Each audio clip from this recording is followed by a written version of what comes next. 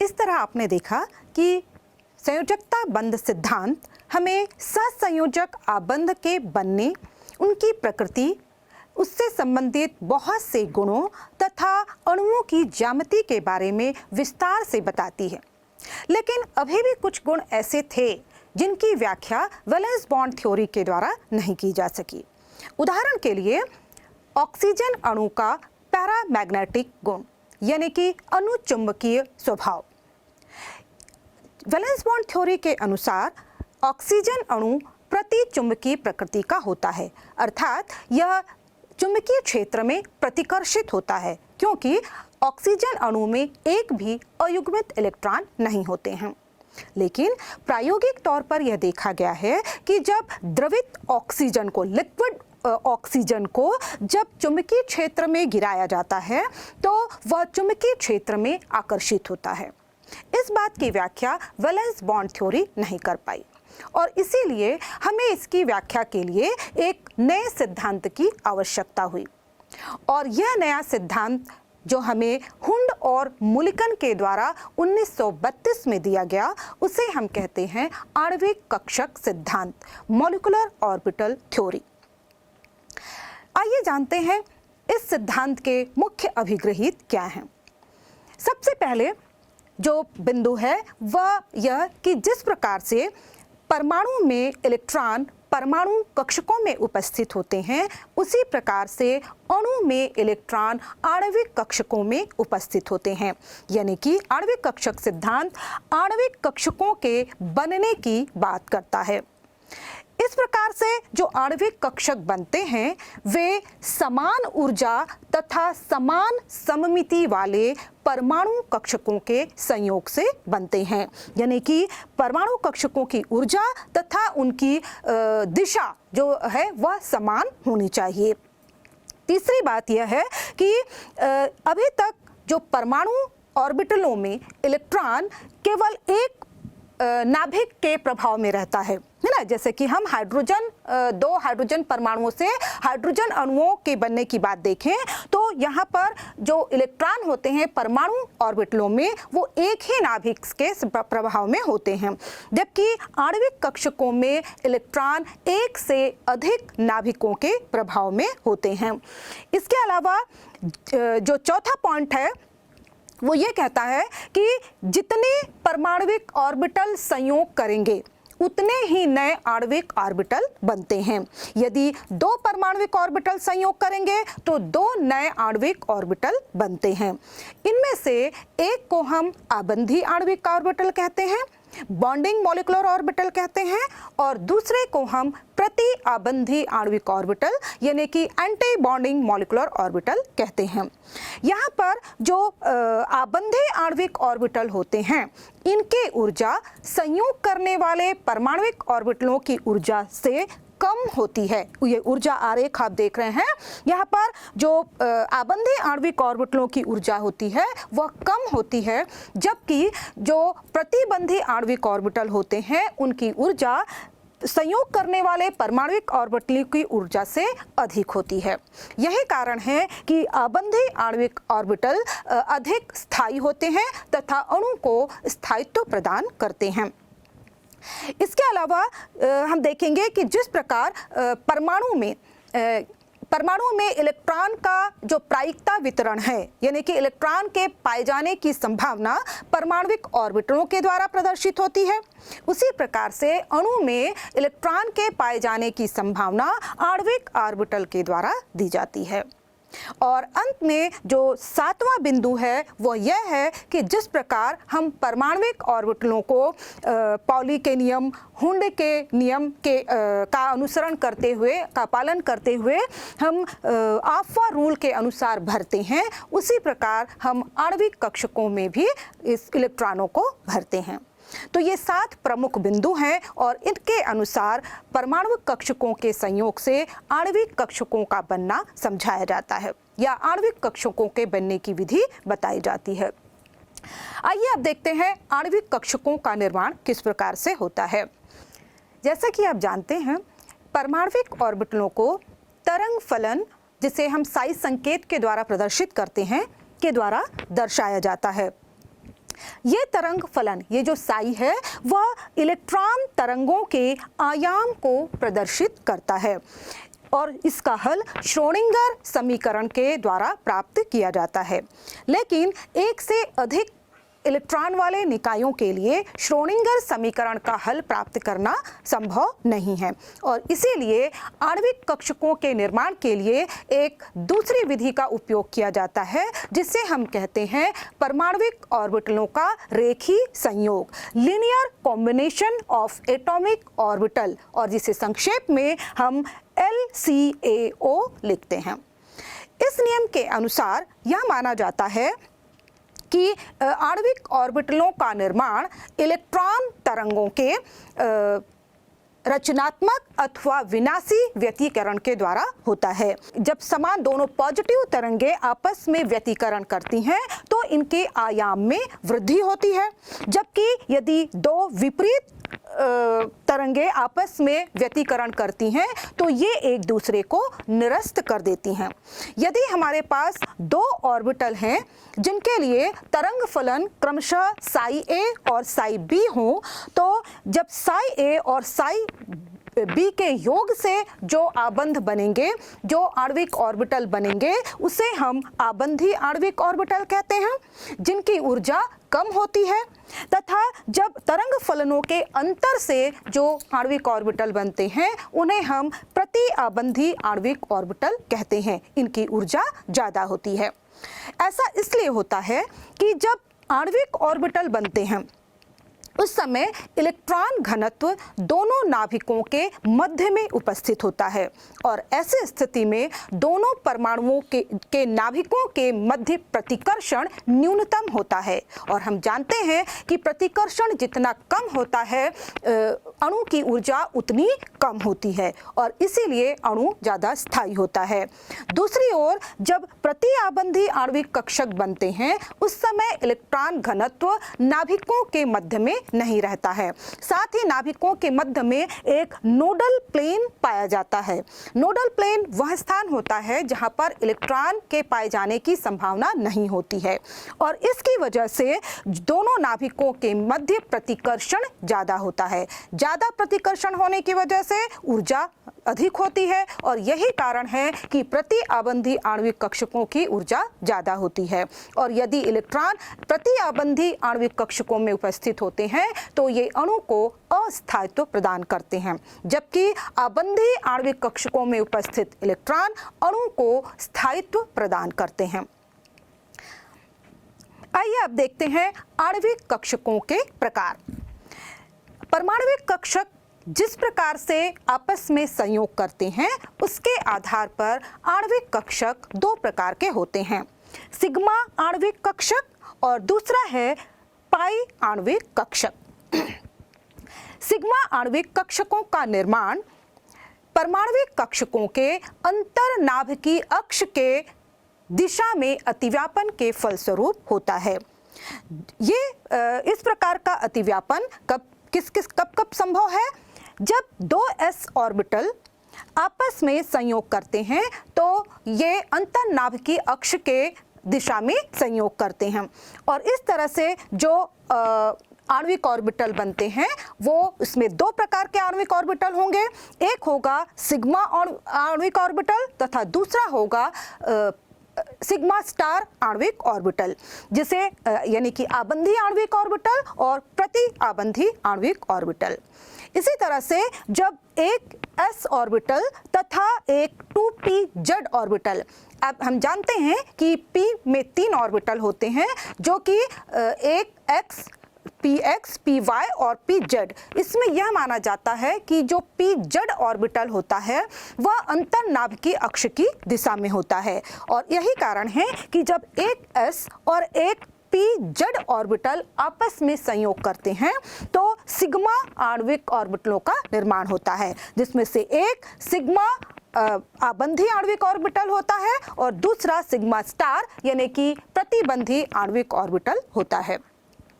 अब इसके बाद जो दो px और py ऑर्बिटल बचते हैं इनके बीच जो संयोग होगा वह अंतर्नाभिकीय अक्ष के लंबवत होता है, क्योंकि ये अंतर्नाभिकीय एक दूसरे के समानांतर होते हैं तथा अंतर्नाभिकीय अक्ष के लंबवत होते हैं। तो इस प्रकार से जब दो px ऑर्बिटल आपस में संयोग करेंगे तो दो नए पाई ऑर्बिटल बनेंगे और इसमें से एक पाई और आबंधी आणविक ऑर्बिटल होगा और दूसरा पाई एंटी बॉन्डिंग प्रतिबंधी आणविक ऑर्बिटल होगा, जिसे हम पाई स्टार से प्रदर्शित करेंगे। उसी प्रकार से जब दो py ऑर्बिटल आपस में संयोग करेंगे तो दो नए पाई ऑर्बिटल बनेंगे, जिसमें से एक पाई आबंधी आणविक ऑर्बिटल होगा और दूसरा पाई प्रतिबंधी आणविक ऑर्बिटल होगा। तो इस प्रकार से आणविक ऑर्बिटलों का बनना बताया जा सकता है।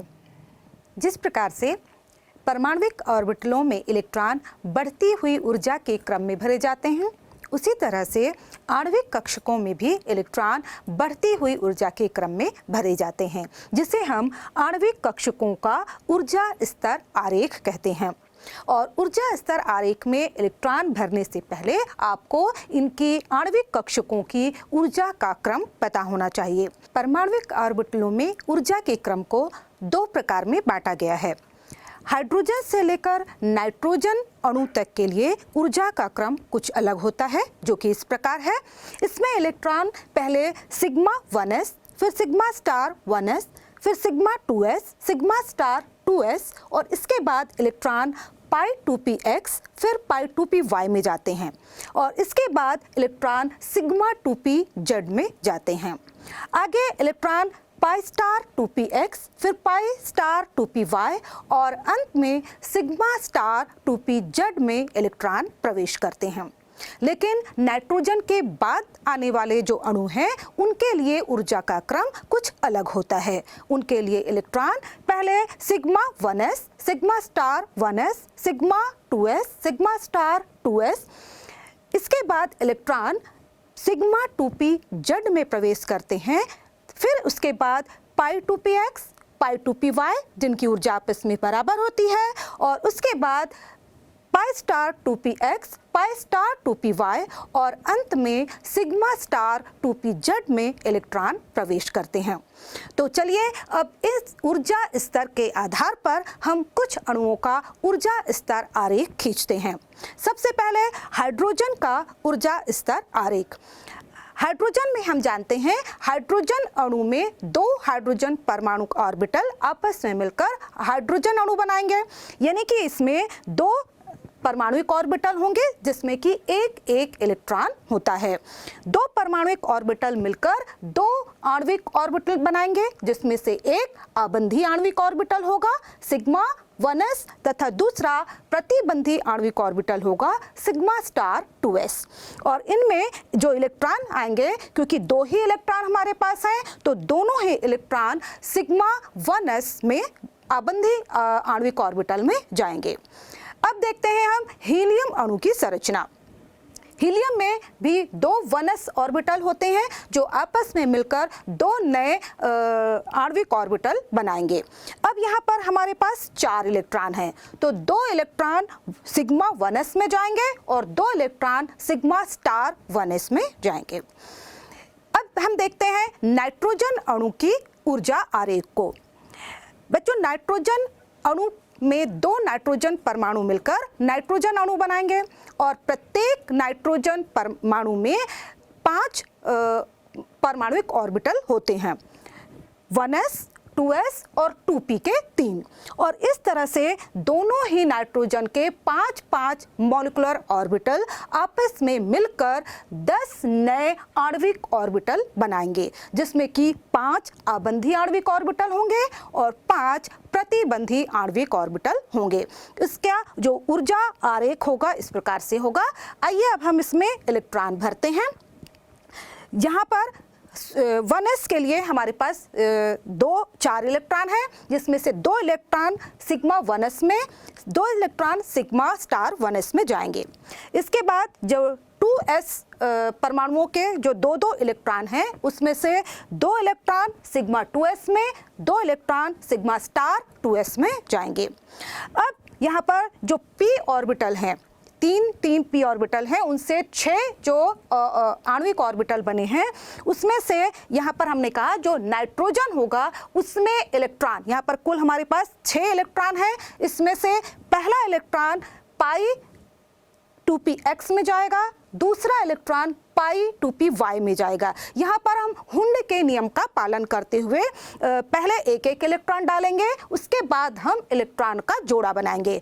तीसरा इलेक्ट्रॉन फिर से पाई 2px में जाएगा, चौथा इलेक्ट्रॉन पाई 2py में जाएगा, और अब बचे जो 2 इलेक्ट्रॉन हैं वह सिग्मा 2pz में जाएंगे, और इस तरह से नाइट्रोजन का आणविक आरेख तैयार हो जाएगा। इसी तरह से यदि हम ऑक्सीजन का देखें तो ऑक्सीजन का जो ऊर्जा आरेख आपके सामने है, यहाँ पर देखिए जो इलेक्ट्रॉन 2px और 2py में पहले ना जाकर पहले इलेक्ट्रॉन 2pz में जाएगा, और इस तरह से यहाँ पर इलेक्ट्रॉनों का वितरण होगा। सिग्मा 1s में 2, सिग्मा स्टार 1s में 2, सिग्मा 2s में 2, सिग्मा स्टार 2s में 2। इसके बाद इलेक्ट्रॉन सिग्मा 2pz में 2 इलेक्ट्रॉन जाएंगे, जबकि उसके बाद इलेक्ट्रॉन पाई 2px और पाई 2py में 2 इलेक्ट्रॉन जाएंगे। अब बचे जो शेष 2 इलेक्ट्रॉन हैं वो पाई स्टार 2px में 1 और पाई स्टार 2py में 1 जाएगा, और इस तरह आप देख रहे हैं कि ऑक्सीजन अणु की जो संरचना है, ऊर्जा आरेख है, उसमें 2 अयुग्मित इलेक्ट्रॉन हैं, और इस 2 अयुग्मित इलेक्ट्रॉनों की वजह से ऑक्सीजन अणु अनुचुंबकीय व्यवहार पैरामैग्नेटिक गुण प्रदर्शित करता है, और यह बात हमें वैलेंस बॉन्ड थ्योरी के द्वारा पता नहीं चली थी, जिसे आणविक कक्षक सिद्धांत ने हमें स्पष्ट कर दिया। आइए अब जानते हैं हम आणविक कक्षक सिद्धांत के महत्व को। सबसे पहली बात आती है अणु का स्थायित्व। जैसे कि हमने कहा कि आणविक कक्षक आबंध में जो आबंधी आणविक कक्षक होते हैं, यदि उसमें ऊर्जा इलेक्ट्रॉनों की संख्या ज़्यादा है तो अणु स्थायी होता है। यदि हम कुल आबंधी कक्षक में उपस्थित इलेक्ट्रॉनों को यदि Nb के द्वारा प्रदर्शित करें तथा प्रतिबंधी आणविक कक्षक में उपस्थित इलेक्ट्रॉनों को Na के द्वारा प्रदर्शित करें, तो Nb में जब इलेक्ट्रॉनों की संख्या ज़्यादा होगी तो अणु स्थायी होगा, जबकि Na में जब इलेक्ट्रॉनों की संख्या ज़्यादा होगी तो अणु अस्थायी होता है। दूसरा महत्व है आबंध कोटि का। आपने पहले ही जाना है कि किन्हीं भी 2 परमाणुओं के मध्य सहसंयोजक आबंधों की संख्या को हम आबंध कोटि कहते हैं।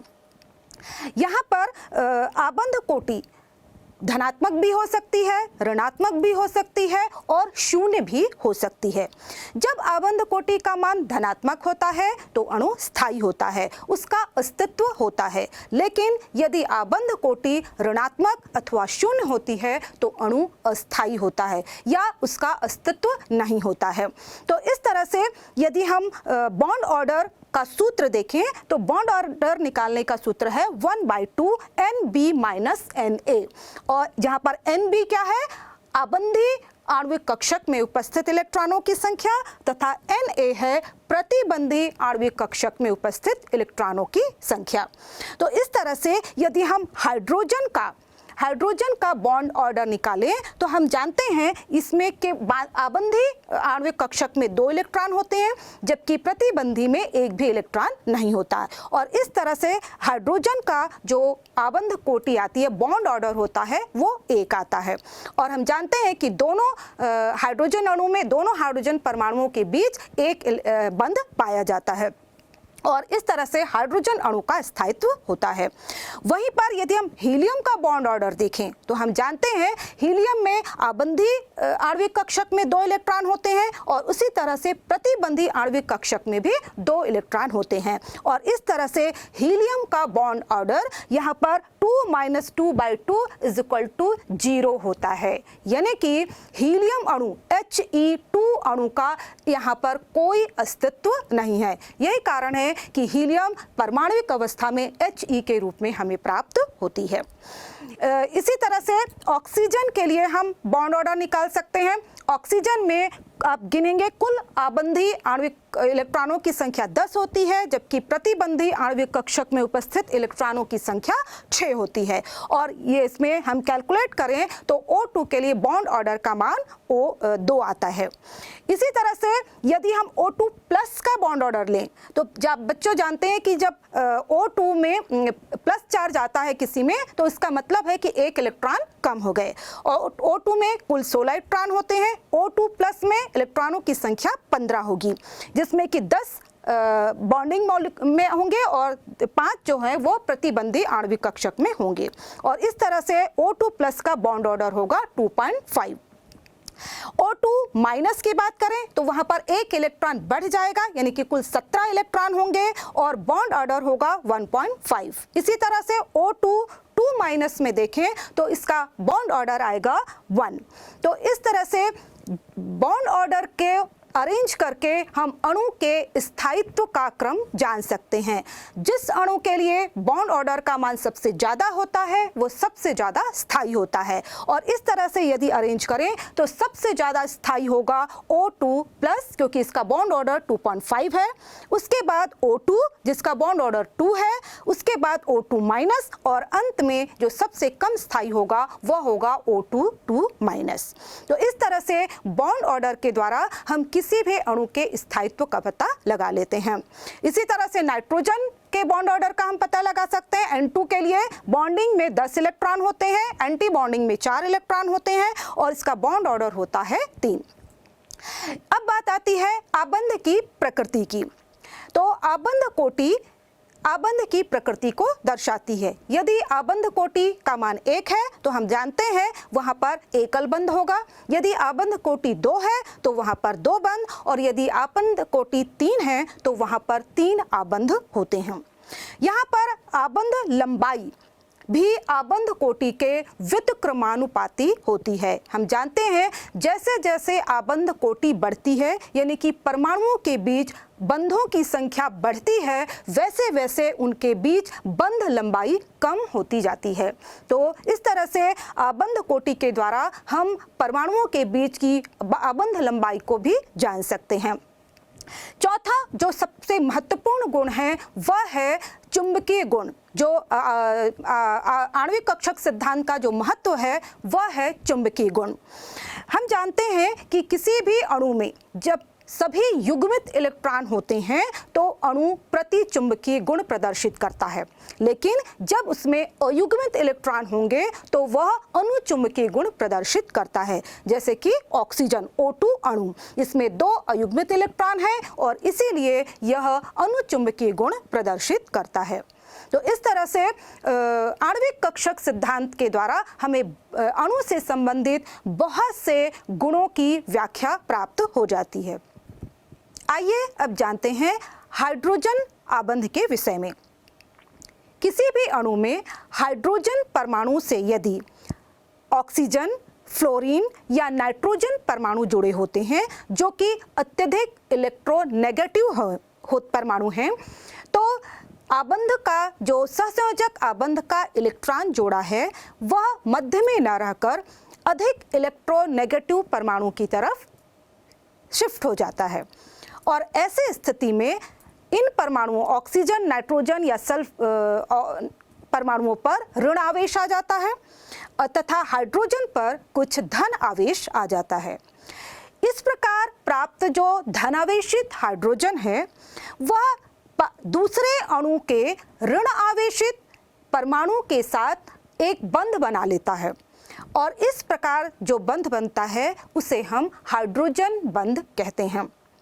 यह हाइड्रोजन बंध सहसंयोजक बंध से दुर्बल बंध होता है और इनके बीच यदि हम आबंध लंबाई देखें तो यहाँ पर आप उदाहरण के तौर पर देख सकते हैं कि HF के बीच जो हाइड्रोजन फ्लोराइड के बीच जो यहाँ पर हाइड्रोजन बंध बन रहा है, वहाँ पर भी हम देखें कि जो सहसंयोजक आबंध की लंबाई है वो कम होती है, जबकि हाइड्रोजन बंध की आबंध लंबाई अधिक होती है। और इस तरह से हाइड्रोजन आबंध जो होते हैं सहसंयोजक आबंध की तुलना में दुर्बल होते हैं। यहाँ पर हाइड्रोजन परमाणु सहसंयोजक आबंध तथा हाइड्रोजन आबंध के बीच एक सेतु की तरह कार्य करता है। हाइड्रोजन आबंध का परिमाण ठोस अवस्था में सबसे ज्यादा होता है, जबकि गैसीय अवस्था में इसका परिमाण सबसे कम होता है। इसके अलावा हाइड्रोजन आबंध अणु के संरचना तथा उसके गुण धर्मों को भी प्रभावित करता है।